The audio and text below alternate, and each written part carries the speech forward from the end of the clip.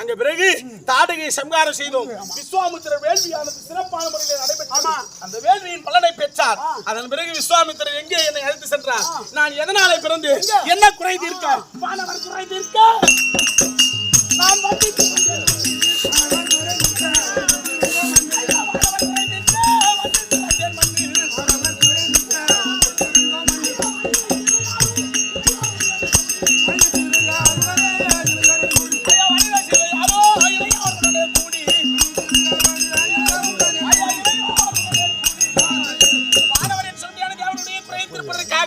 இந்த பூலோகத்திலே பிறந்தோம். தேவர் குறை தீர்க்க வேண்டும் என்று பிறந்து யாருடைய குறை தீரோ? ஐயா தானவர் குறை தீர